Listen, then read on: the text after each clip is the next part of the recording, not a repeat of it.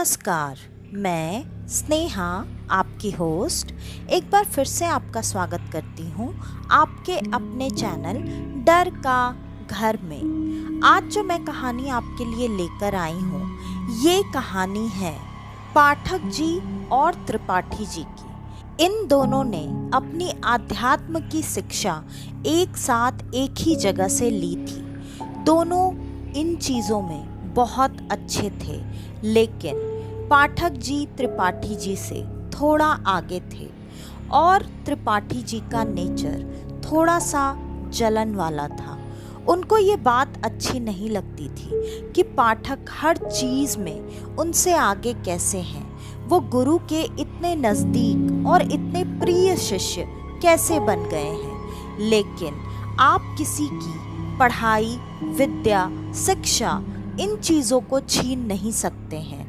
ठीक ऐसा ही पाठक जी और त्रिपाठी जी के साथ भी था। दोनों अपने अपने चीज़ों में बहुत ज़्यादा निपुण थे, लेकिन आप इंसान के फितरत को बदल नहीं सकते। दोनों अपनी अपनी शिक्षा पूरी करके अपने अपने जगह पर अपने अपने पदों को ग्रहण करने के लिए चले गए। पाठक जी को एक बहुत बड़े मठ का मठाधीश बना दिया गया। वहीं त्रिपाठी जी एक मंदिर के, वो मंदिर भी काफ़ी बड़ा मंदिर था, जिसके सेवादार का पद उन्होंने ग्रहण किया और दोनों अपने अपने काम में बहुत ज़्यादा बिजी हो गए। एक समय के बाद उन दोनों को एक दूसरे से मिलने और बात करने का भी समय नहीं मिलता था। दोनों का शहर भी अलग अलग ही था। त्रिपाठी जी पटना में थे और पाठक जी अयोध्या में थे। काफ़ी सालों तक सब कुछ सामान्य ही चलता रहा और दोनों अपने अपने कार्य को बहुत ही अच्छे तरीके से करते रहे। कभी कभी दोनों की मुलाकात तब हो जाया करती थी जब वो अपने गुरु से मिलने उनके आश्रम में जाया करते थे। एक बार ऐसे ही दोनों अपने गुरु से मिलने के लिए आश्रम में गए हुए थे। वहाँ दोनों ने एक दूसरे को काफ़ी सालों के बाद देखा और दोनों ने एक दूसरे का हाल चाल पूछा। त्रिपाठी जी ने अपने सारे कार्यभार बताए और पाठक जी ने अपने। काफ़ी देर तक बातें करने के बाद त्रिपाठी जी ने पाठक जी से एक मदद मांगी और उन्होंने कहा, देखिए मुझे कुछ दिनों का काम है और मैं बाहर जा रहा हूँ, तो आप किसी भी तरह से समय निकाल कर मेरे मंदिर में कुछ समय रहकर मेरा कार्यभार संभाल सकते हैं क्या? क्योंकि मैं आपके अलावा किसी और पर भरोसा नहीं कर सकता। मुझे ये चीज़ अच्छे से पता है कि अगर मेरे पद को कोई अच्छे से चला सकता है तो वो सिर्फ आप ही हैं। और कई सालों तक मेहनत करके मैंने उस मंदिर में अपनी एक प्रतिष्ठा बनाई है, जिस पर मैं किसी भी तरह से आँच नहीं आने दे सकता। तो आप अगर मेरे लिए ये कार्य कर सकें तो मुझ पर बहुत एहसान होगा। पाठक जी ना तो करना चाहते थे, लेकिन वो त्रिपाठी जी को अपना बहुत अच्छा मित्र समझते थे। उन्होंने बिना कुछ सोचे समझे हाँ कह दिया, लेकिन त्रिपाठी जी से कुछ दिनों की मोहलत मांगी। उन्होंने कहा, देखिए त्रिपाठी जी, मुझे पहले अपने घर जाकर अपनी पत्नी को बताना पड़ेगा और अपने मठ में भी सब लोगों को बताना पड़ेगा कि मैं कुछ दिनों के लिए बाहर जा रहा हूँ। फिर घर का मंदिर तो पत्नी संभाल लेगी, लेकिन मठ का कार्यभार किस पर सौंप कर आना है ये मुझे देखना पड़ेगा। तो इसके लिए मुझे थोड़ा सा समय लग जाएगा। आप मुझे कुछ दिन और दे सकते हैं क्या? त्रिपाठी जी ने तुरंत खुश होते हुए कहा, हाँ हाँ बिल्कुल, आप वहाँ आने के लिए मान गए, यही मेरे लिए बहुत बड़ी बात है। आप आराम से आ जाइए। 3-4 दिन क्या, आपको मैं 1 हफ्ते का वक्त देता हूँ और मैं 1 हफ्ते के बाद ही निकलूँगा जब आप वहाँ आ जाएंगे। ये कहकर दोनों अपने अपने रास्ते निकल गए। 1 हफ्ते बाद दोनों का फिर से पटना में मिलना तय रहा और पाठक जी अपने वचन के अनुसार 1 हफ्ता पूरा होने से पहले ही पटना पहुंच चुके थे। वहां पहुंचने के बाद उन्होंने त्रिपाठी जी से कहा, अब आपको जहां जाना है आप जा सकते हैं। त्रिपाठी जी ने सारा कार्य उनको अच्छी तरह से समझा दिया और समझाकर अपनी यात्रा के लिए निकल गए। पाठक जी और त्रिपाठी जी दोनों ने कई सारी सिद्धियां एक जैसी ही प्राप्त कर रखी थी और दोनों का नियम भी काफी हद तक एक जैसा ही था। दिन में तो वो पूजा पाठ जाप सब कुछ करते ही थे, लेकिन रात को सोने से पहले भी उनका नियम था नहा धोकर स्वच्छ होकर अपना जाप और जो भी जितनी माला करनी होती थी वो करके ही सोया करते थे। और वहाँ पर पहुँचने के बाद भी पाठक जी ने सारे कार्य को तो अच्छे से संभाल लिया था, लेकिन अपने नियम में कोई भी अंतर आने नहीं दिया। जब वो पहले दिन मंदिर से बाहर निकलकर स्नान के लिए जा रहे थे, तब उन्हें अचानक से ऐसा महसूस हुआ जैसे कोई उनके पीछे पीछे आ रहा हो, और उन्होंने मुड़कर नहीं देखा। वो गए, उन्होंने स्नान किया। उसके बाद जब वो वहाँ से निकलकर आने लगे, तब भी उन्हें अपने साथ साथ साफ साफ कदमों की आवाज़ सुनाई दे रही थी कि कोई उनके बगल में या ठीक उनके पीछे चल रहा हो, लेकिन उन्होंने पलटकर देखना बिल्कुल भी सही नहीं समझा और वो मंदिर में जाकर पूजा पाठ करके भगवान के पट बंद करके अपने जाप में लीन हो गए। उन्होंने अपनी सारी मालाएं पूरी की और उसके बाद सोने के लिए चले गए। सोने का इंतज़ाम भी उन्होंने कमरे में ना करके बाहर ही किया था, क्योंकि उस वक्त गर्मी का मौसम था और ज़्यादातर लोग बाहर ही सोना पसंद करते थे। उन्होंने अपनी खाट भी मंदिर से थोड़ी दूर पर लगा ली थी। वहाँ पर पेड़ पौधे बहुत सारे थे, तो हवा भी बहुत अच्छी चलती थी। जब वो सोने के लिए अपने बिस्तर पर आए, तब भी उन्हें साफ साफ दिखाई दे रहा था कि कोई एक भयानक काली सी आकृति उनके आसपास घूम रही है और इधर से उधर कर रही है, लेकिन उन्होंने उस पर ध्यान ना देते हुए अपना सोने का कार्यक्रम शुरू कर दिया। सोने से पहले भी वो भगवान का नाम लेकर ही सोया करते थे। अगले दिन उन्होंने सारा दिन का काम, जैसे जो पूजा पाठ आरती भोग प्रसाद सब कुछ वैसा ही किया जैसा कि त्रिपाठी जी बताकर गए थे। और शाम के वक्त फिर से जब वो स्नान के लिए जाने लगे, तो कल जो एहसास उनको हो रहा था, आज वो आकृति ठीक उनके आगे आगे चलकर उनको मुड़ मुड़ कर देख रही थी, उनको डराने की कोशिश कर रही थी।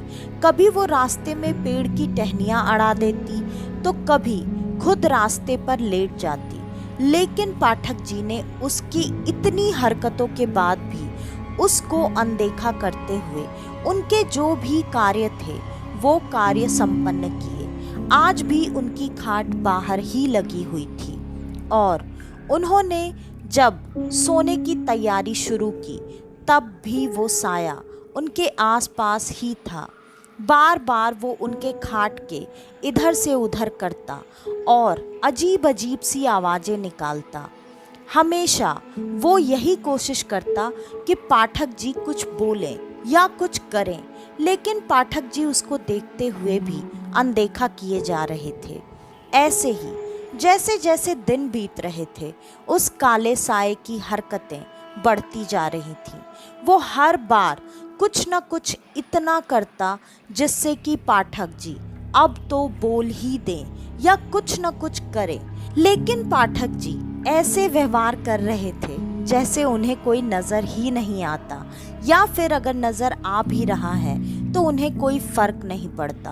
और उस शक्ति की भी शायद हिम्मत नहीं थी कि वो पाठक जी को हाथ लगा सके या उनका कुछ बिगाड़ सके। ऐसे ही दिन ब दिन बीतते रहे और उस आत्मा की हरकतें बढ़ती रहीं। उसने अपने तरफ से हर मुमकिन कोशिश कर डाली जिससे कि पाठक जी उसके साथ कुछ करें, लेकिन उन्होंने कुछ नहीं किया। अब सिर्फ 2 दिन ही बचे थे त्रिपाठी जी के वापस आने में, और पाठक जी के जाने का समय अब आ चुका था। आखिरकार वो आत्मा आज जब पाठक जी नहाने के लिए जा रहे थे तो उनके रास्ते में घुटनों के बल बैठकर रोने लगा और उनको रुकने के लिए आग्रह करने लगा।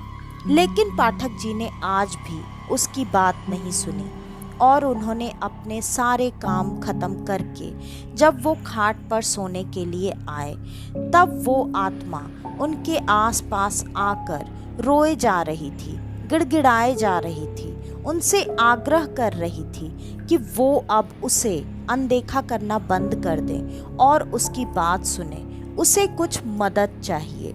जैसे ही उस आत्मा ने ये बात बोली कि उसे किसी मदद की ज़रूरत है, पाठक जी ने तुरंत उठकर कहा, क्या बात है, बोलो। फिर उस आत्मा ने कहा, देखिए, मैं बहुत अच्छे से जानता हूँ कि आप कितने पहुँचे हुए सिद्ध पुरुष हैं और मुझे यहाँ पर आपको नुकसान पहुँचाने के लिए भेजा गया था, लेकिन मेरे अंदर इतनी शक्ति नहीं कि मैं आपके आसपास भी रह सकूं। मैं आपके आसपास भी सिर्फ इसलिए रह पाया क्योंकि ये आप चाहते थे।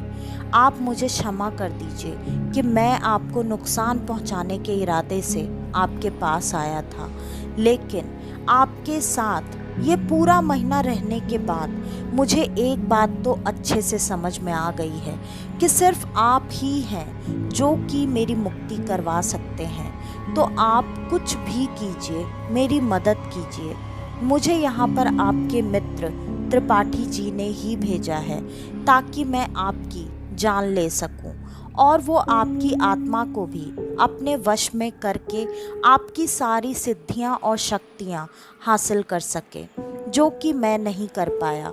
और उन्होंने मेरे अलावा भी कई बार कई तरह से कोशिश की। जब वो हर कोशिश में हार गए तब उन्होंने आपको यहाँ बुलाने की साजिश रची, जिसमें कि आप फंस गए, या शायद आप मेरे वजह से यहाँ पर आए क्योंकि मेरी मुक्ति आपके ही हाथों से होनी थी। आप मेरी मदद कीजिए। मैं कई सालों से उनके कैद में हूँ और वो मुझसे अपना हर काम करवाते हैं। मैं वो सारे काम कर लेता हूँ जो कि मेरे वश में होता है। अगर नहीं होता तो उसके अलावा भी उनको काफ़ी जानकारी है। आप ही मुझे मुक्ति दे सकते हैं। कृपया करके मेरी मदद कीजिए, मुझे मुक्ति दिलाइए। और वो इतना कहकर उनके चरणों में गिरकर रोने और गिड़गिड़ाने लगा।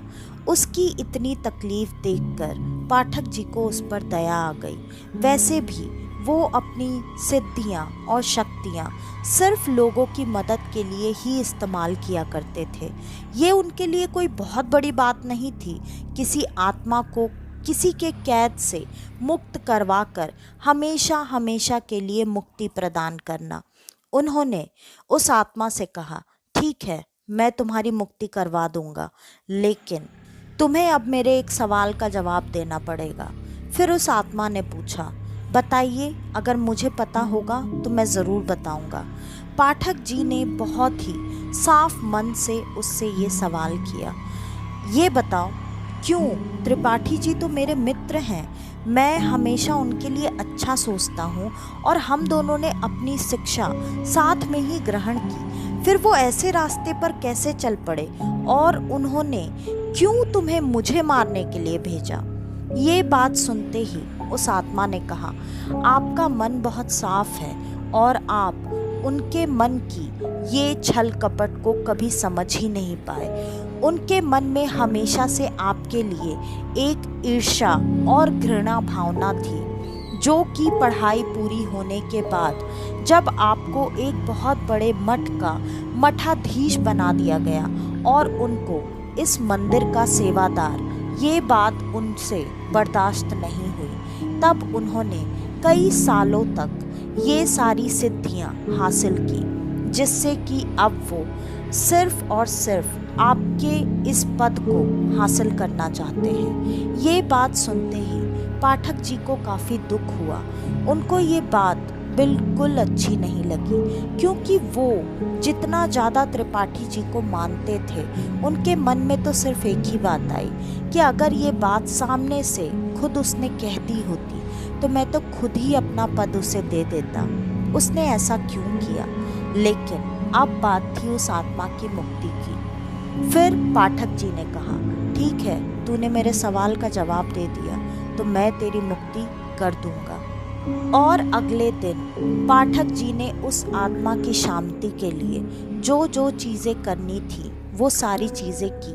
पहले तो उसे उस बंधन से मुक्त करवाया जिसके वजह से वो त्रिपाठी जी के कैद में था। उसके बाद उसकी संपूर्ण मुक्ति के लिए जो भी क्रियाविधि करनी थी वो क्रियाविधि संपन्न करके उसकी आत्मा को शांति दिला दी।